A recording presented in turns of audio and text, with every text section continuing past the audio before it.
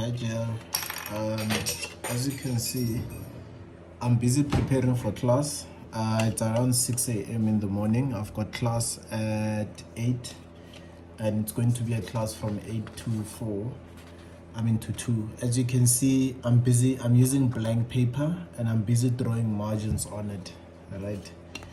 I think I've prepared about, the class normally takes about 4 pages, to be honest with you. If I push it, it will be about 4 to 6 pages. And I just want to take you through the psychology of what it is I'm gonna be doing. Okay. So as you can see, I've just drawn margins, like that. Right. So the page looks essentially like that, like this. So it's a blank page with a margin this side and a margin that side. Okay. And here are all the pages that I've prepared so far. I think it's about 1, 2, 3, 4, 5, 6, 7, 8, 9, 10. Yeah, just about 10, right? Blank paper like this. And the idea, you'll see what I'm gonna put on my table. These are literally all the note-taking tools that I use. So it's my 4 color pens: black, blue, red, green, right? And then a pencil as well.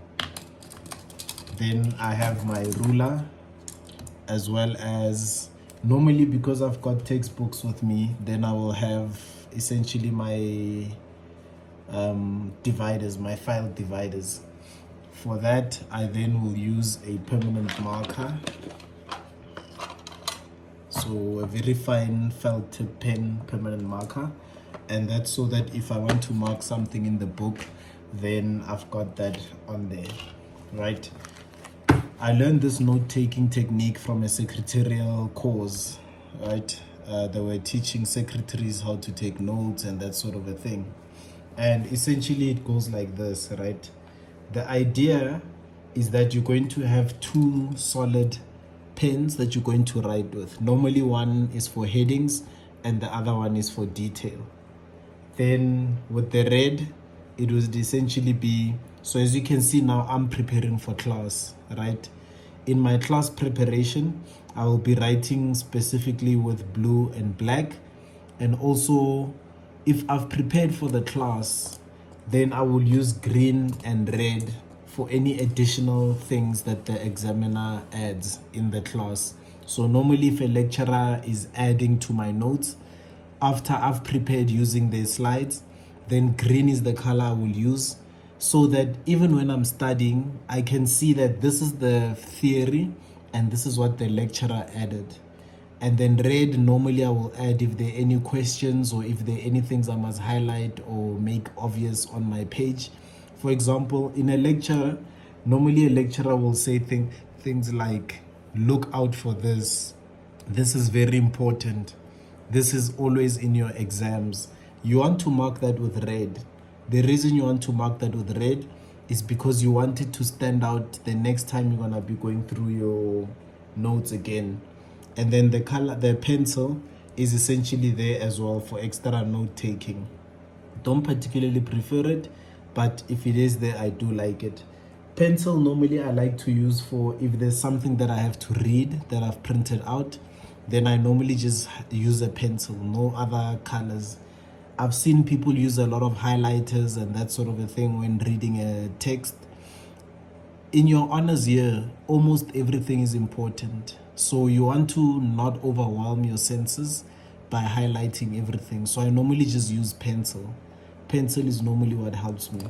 So the logic or the method would be, essentially I will take this, and at the top here,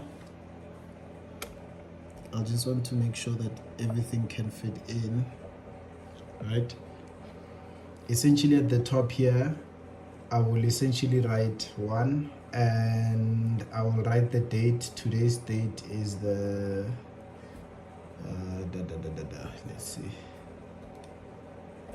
I think it's the 6th of April 2024. I put a 1 there to show that, for example, if I'm doing accounting, I then want to know that this is slide deck number 1, 2, 3, 4. Normally it would go up to 4. Then I will take a stapler and I will staple to them together. Then whenever I revise my accounting classes, I'll always know that there were only 4 sheets of paper that I took. The other very crucial addition to the page that I will add is I will normally just add a little box here. And normally in that little box, I normally just say that's homework. Yes, even at my adult age, I still give myself homework. And under homework, essentially there, I will write, if the examiner says to you, go home and read pages this, then I will write in the margin, read page, whatever, 16 to 32. The reason they mention it is because it's important. However, they couldn't cover it, but they are certain that it's going to come out in the exam. If you don't cover this by yourself, you're going to fail. And you're not going to fail because you're overwhelmed. You're going to fail because the examiner said it and you maybe were not paying attention, or you thought you will remember it, that sort of a thing. The other thing is, an examiner will say, look at example 16 in your notes. And again, that is an example that they would have liked to look at, but due to time constraints, they're not able to have a look at it in class, so they ask you to go look at it. Normally it's because they know that with the lecture that they've just given you, you are now well equipped to do the example by yourself, and they also know that the example is comprehensive enough that everything that they have covered will be demonstrated in that in that example. The other one is do questions. So they normally will say do question 4 in your question bank, or do question 3 to 5 in your textbook. And normally that's because they know that your textbook explains those concepts better than anybody else, better than they would have. Or they know that is how they want you to understand this concept that they're teaching you. So they normally will leave it up to questions in the question book. And then they will tell you that for the next exam or whatever, or for the next lecture, they will tell you, maybe prepare, look at my slides. So read my slides. Read slides for next class. Normally at your level, there'll never be more than 4 things that are in your homework box. I promise you, right? There will never be more than 4 things in your homework box, so it becomes doable. The other thing that the homework box is important for, and you will see with the other aids that I'm gonna use on here, this box is also what you go to whenever you don't understand a topic. So whenever you feel as if, you know what, we did groups in class and I really have no idea what's going on, or we did standard costing in class and I really have no idea what's going on, or whenever I try get my handle on related parties, I never really can get to it. Normally, if you come to this homework section for a topic and you have a look at what was the takeaways that the examiner felt were really important for you to look at, you will find it there. And you also can feel free to add your own. Normally I use another color, and if I feel as if when they were going over slide 32 I was not comfortable with it, I will add slide 32 revise, and you see I automatically change color. And that's just to notify me that was my personal note that I made when it comes to that specific slide, right? The other thing is that's important when you're taking notes. You will see, so now this is the main note taking. So you've got your date on there, up there. Underneath the date or even above it, you can put the heading. So I will say auditing 101, right? And then underline it. And essentially your margin is going to tell you everything you need to know about what's going on this page. They would normally start with a general guideline for the class. either a guideline or an agenda or whatever, you write that down. And I normally like to do that in green, right? Because those are the things that are normally, whenever you say I'm struggling with groups and we ask you, what are you struggling with? It's likely going to be a heading that you would have had to have written underneath here. So we normally would say under the guideline, you write here all the things that you're going to cover. So they say they're going to cover planning, then they're going to cover field work, and then they tell you that field work includes of gathering evidence, executing the work, execution, as well as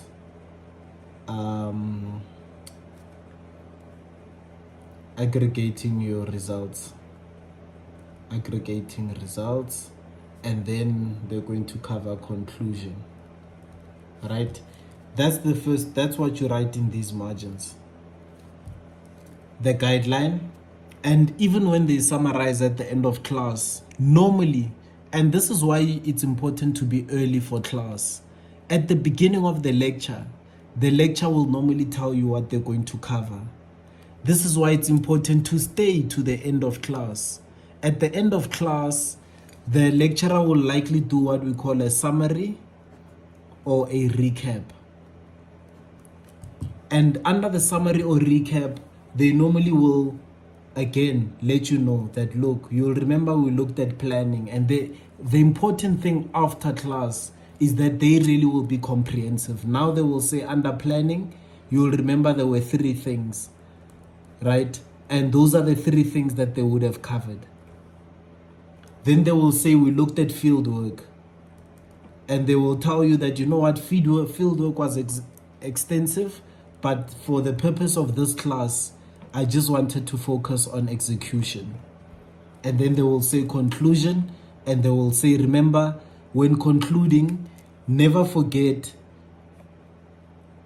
your problem statement, to restate your problem statement, for example. Now you've got what the topic entails under your guideline, and under your summary and your recap, you've got what we even call these the learning outcomes, the LOs, right? You've got what in the examiner's mind, whenever they navigate this topic, these are the things that they never, ever, ever, ever, ever not touch. This makes you an expert. This makes it when they call you for a radio interview and they say, quickly tell us about auditing 101. These are the things that you're going to touch on. You're going to say, you'll remember, under auditing, we've got planning, fieldwork, and we've got conclusion. Under planning, there are many things that you do, but 3 critical ones stand out. Under fieldwork, most of the trick lies in execution. Under conclusion, remember what your problem statement is. And this is where you're going to learn how to bring it all together. Always. Now you've just taken a 4-hour lecture and you've summarized it in less than 5 minutes. You know what's the most important things.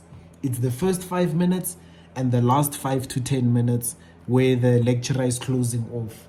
In fact, I normally would even advise, stay awake here at the end. At the end, when you see that class has got about 30 minutes to go, when people are starting to get restless and they're starting to pack up, this is where you stand up, you go to the bathroom, you wash your face, and you're going to be awake, because whatever you missed, whatever you didn't understand, whatever you just went along with, whatever you forgot to put up your hand with on whatever, in this summary, in this last 15, 20, 30 minutes recap, the examiner is going to teach you exactly what stands out in their head from all the years of practice when it comes to navigating this subject. You never ever want to miss the summary or the recap.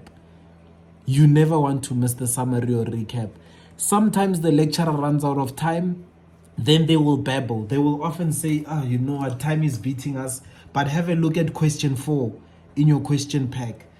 This is where you write down those sort of things. And remember, a lecturer is an expert. There's someone that has done this in the field, then they thought this is important enough that I should go and study it. And then they were so good at studying it, the university decided that let them teach the class on whatever that particular topic is. So they have hours and hours and hours of material they can give you on your subject. But because of limitations, they have decided to only be able to teach you in 4 hours everything that they know in the 20 years of experience that they have learning this subject. So they will prepare slides. A lecturer's slides are worth gold because they show you how to navigate the textbook. A lecturer's slides shows you, when you open this big book, you know how big our books are. When you open this big Bible, a lecturer's slides show you what are the critical parts. And even with your flagging, I would even advise, if you're using flags, the lecturer's slides will guide you what are the important things to flag.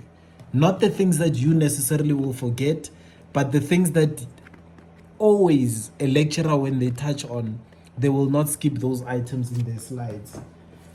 Then you attend the class itself. In class, this is an expert that can teach you for hours, but they only have 4 hours to teach that particular subject. So it's very important to hear what is the language they use when talking about that subject. First of all, it's the guideline. Under the guideline, this is where you understand what it is they're going to be talking about. And then at the end, it's the summary. The summary is where you understand what it is that they use to summarize the subject in their head on a day-to-day basis. This is what you use when you're sitting in a coffee shop. You look at the world through a lecturer's eyes, be it accounting, be it auditing, be it financial management. I used to do this in my honors year, right? I used to, when I go out for lunch or for coffee, if I ever had the time to do that, I used to say to myself, you know what? All of these case studies that they come up with, they're an existing business that the lecturer saw somewhere. So now I used to sit at a coffee shop with my summary in my head, and I say, if the lecturer were to write a scenario using this coffee shop as an example, what would they say? And I go through the planning and I say, how can I evidence this? Can I evidence that in this scenario? And you'll see it a lot. For example, the guy now on social media that stole 16 million rand from KPMG, everybody's joking that it's going to be in the exam. What were the internal controls that were missing for this person to be able to steal that money? That is exactly how you engage the world. You are now a chartered accountant, and you will be a chartered accountant for the rest of your life. So these summaries are the frameworks, the mental models that you need to go through come hell or high water. When you take a taxi, when you take a bus, you sit there and you go through what are the internal controls that are missing over here? What are the this? If I were to do a risk assessment of this situation, what would it be? If you're walking in town and you're feeling unsafe, you look around and you say, what are the risk factors that make me feel unsafe? Well, first of all, it was easy to get through the door. Second of all, there's a lot of people loitering around that don't look like they know what they're doing. Third of all, I don't see security guards. Fourth of all, the lighting is very bad. Fifth of all, the mall is very confusing. I don't see where the entrances and the exits are. You've just done a risk assessment. You've just taught your brain to look out for items to find when you're in a new environment. And that's exactly what your cases are always going to be. It's always going to be a new business with a new take on it. And normally that take is the lecturer. The reason they always go back to this is because they've been doing this for years and years and years and years and years. And they need to make sure that the exam that they set 2 years ago and the exam that they're setting for you still meets the requirements of what it takes to be an auditor or an accountant or a financial manager or the taxation laws. So this summary will become your holy grail. As I say, this is what you go to even when you're not sure anymore what it is that you must do on the topic. You come back and you say, these are the critical things on the topic. Then you come to the homework page, and this is where you say, have I gone through these things in my homework time? The class examples I know you'll have gone through, because I told you in your message that you always first thing after class, you sit down and you go through the class examples. Not only do you go through the class examples, but you also do the basic reading. Then afterwards you can take your break, 30 minutes, an hour, lunch, spa, whatever you name it, and then you go and read the slides and do the rest of the homework, do the questions. But the first 90 minutes after class, that is your holy grail. These two, you do first 90 minutes after class, and then the remainder, this is what you do when you say, I am studying auditing. You are going through the questions. You are doing the questions. Your class starts and ends on this page. If you give me this page, and I'll show you now, I've got it for all my lectures. If you give me this page, I should be able to see whatever the topic was. This was the things that you went through, this was the recap, and this was the homework that you got on it. Without even reading anything else. This is why these pages are so critical. Let me show you where I did one of these.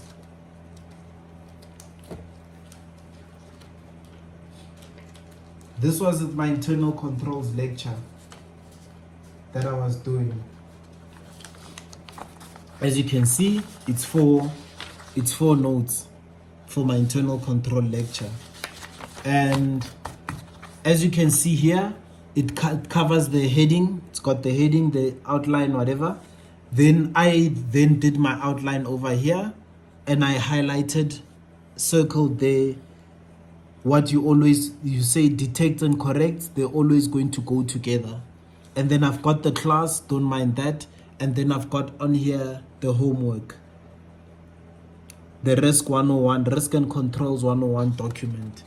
And I've got eyes there to say, have a look at that document.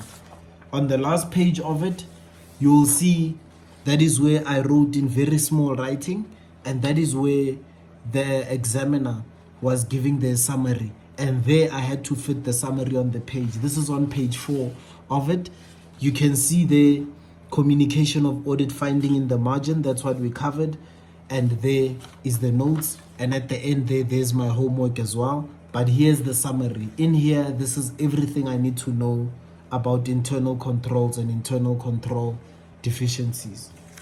So I'm telling you something that I really do practice. You'll see it there. On this slide, there was no homework because this was the examiner covered everything they needed to. So slide 2 and 3, as you can see, there was no homework. Just a lot of things in the margins, as well as the normal notes that you cover there. And normally, as I said, it will never be more than 4 pages. Very seldom that it will be more than 4 pages. You get them together and then you staple them. And this is it. This is everything that you need to know on internal controls for life. For life. Right? So as I said, you'll then take your blue and your black, and under your blue and your black, you'll have your headings there. So you'll say, Mr. Plant is the one that gave the class. It was financial management.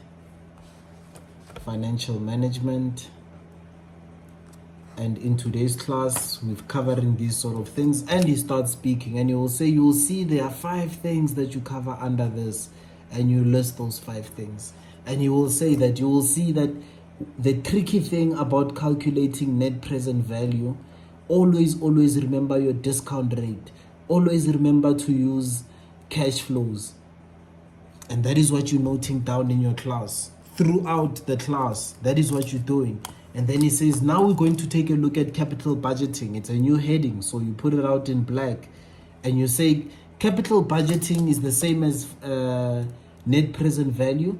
However, the only difference is, and he will tell you, we use capital budgeting for projects with a terminal value. And versus net present value, we use it maybe for businesses or indefinite opportunities. And you make those notes using your different colors. And you write, And they'll say capital budgeting, what you look out for. You look out for sunk costs. You look out for opportunity costs. And you write those sort of things. By the time your class is finished, you will have Papa Plant's brain in the middle here. This summary will normally be on page 4 because that is where they normally summarize. So page 1, you'll make your notes. Page 2, you'll make your notes. Page 3, you'll make your notes. And then by page 4, that is where maybe class will be ending and he'll make the summary. But you will have the crux of what he spoke about. And now this is where this margin also comes in handy. He will tell you, have a look at the Enron case. Enron case. He will tell you, there's this book that I like to read. I got one of my favorite books, The 5 Elements of Effective Thinking. 5 Elements of Effective Thinking. I got that from Papa Plant. In one of the lectures he mentioned, that's one of the best books that I would give you on how to study this or how to study that. Till this day, this is my holy Bible. Because he recommended it and I went to exclusive books. I went to take a lot. I bought that book. I didn't read it for the exam, but during the holidays, I read it. And this gave me an understanding of what it takes to be an expert. I don't know how many of my classmates read that book. I certainly did, because Papa Plant, one of the lectures said, this is a book that you go and read. The other thing this margin is for, look out for what I call the key question.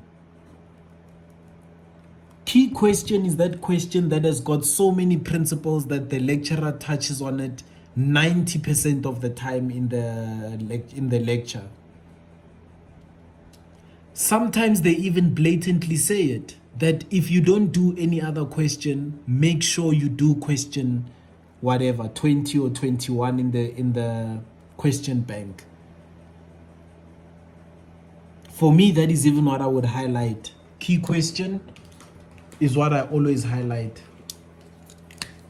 That, I normally would do that. Highlight it. Make sure it pops out. This is the question that you go to. You know, when you're studying for an exam and you said you're going to dedicate a whole day to financial management, the day for financial management comes, but you still had a bit of auditing, a bit of text to do, your dog dies, you have to quickly run home, whatnot, and then you come back and you only have from 6 to 8 or from 6 to 10 to study financial management.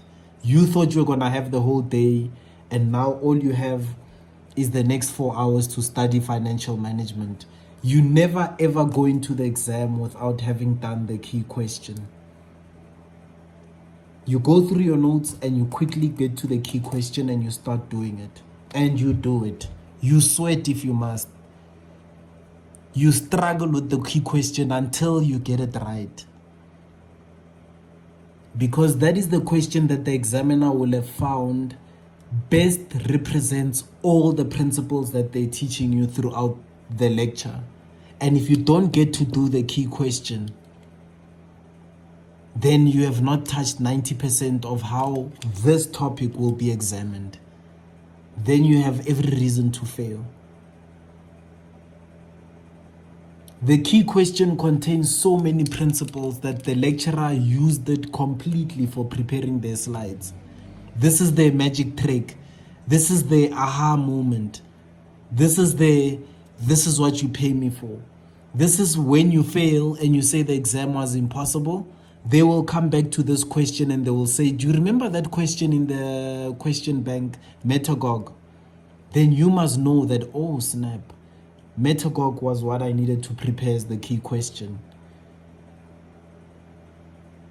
When all else is said and done and you don't know what to do anymore, you do the key question. And that is how you take notes, Junior. This is your holy grail. This is your Bible. As I said, you've seen I've got about 4 or 5 of them. My class is going to start now in the next 30 minutes. This is my class preparation. This is my holy Bible. When I sit there, I'm listening out for key things that the examiner points out and I write them in this margin here. I'm looking for the course outline. I write that in here. I'm looking for things that I should go and read or whatever.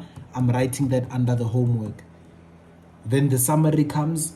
I'm making sure that I write the summary. Do you know what students do? It's a 4-hour class. They attend 3 hours and they say, okay, I've got the gist of the class. I can quickly sneak out and go to my appointment. You miss the most crucial part of the class, which is the last hour or the last 30 minutes, which is where the examiner gives you everything.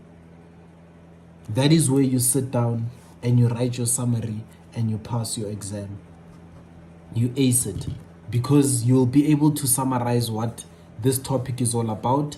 You'll be able to pick up your key question and you will have gone through your homework. Now, when you say I'm studying accounting, these are buzzwords. They used to call them buzzwords. We like to say I'm studying all day. What does that even mean? I'm studying all day. It means that I'm actually going through the class preparation in the first 90 minutes after class. So this is not for weekends. After class, the first 90 minutes, I'm going through all the examples. I'm reading the pages that the examiner said we must read, and I'm going through the parts of the slides that I didn't understand. When you say I'm studying all day, this is where on a Saturday or during the test break, you'll be doing the questions that they highlighted in the class for you to do for that particular topic and marking them. And then when you're done, you do the key question, because it's going to test you at the highest level possible. All of these principles that you would have gone through here, the key question is going to test you on all of them. When you say I'm studying all day, you're not sitting there with a big book and not knowing what to do. You are going through these notes, revising them just once. Then you are starting to do questions and questions and questions, because the exam will never be on the textbook. It will always be on questions, the practical application of your knowledge. This is your honors year. When you say I'm studying all day, this is what you're doing all day. I've got 4 questions that I need to do for my MANEC, and if I don't do those 4 questions, then I will fail my exam. It's over here. That's what you do when you say I'm studying all day. And then you just take a look in your margins. Have you looked at the items that they said have a look at? For example, in the case of a book, obviously you wouldn't, but now you have a takeaway. You have a book that you know. If ever a friend says, what should I get you? You have a book on your wish list. If ever there's a movie that you need to watch. I remember one time the lecturer used The Engagement, the movie, in an example. Watch that movie. Your accounting lecturer referred to a movie. Watch it. It's just going to enhance the quality of your expertise. That's what this margin is for. Because you will see at an honors level, it's not just the textbook that they're testing you on. If a lecturer says, the other day I was at a restaurant and mentions the restaurant where they were at, and they say, then it hit me. The other day I was doing my laundry and it came to me. Write those scenarios. Try and put yourself in that situation again. While you're doing your laundry, have a look at the machine, the layout of the machines, whatever, and try and understand, why would this trigger that topic for my lecturer? This is what makes you an expert. Maybe let me rather call it that. This is the expert column. And if you can go through this on any topic, you can go in and out of any subject. You can go into radio interviews. You can go have a conversation with the president. You will be interesting. You will be very well organized and structured, and you will be thoroughly groomed, and you will be succinct. Everything that you will need will be on this page. That is how to take notes at an honors level. At any level, but honors for me is where I saw it the most critical. Thanks a lot, JR. All the best. And if ever you need any more help, give me a call and we'll talk about some of these things. Cheers.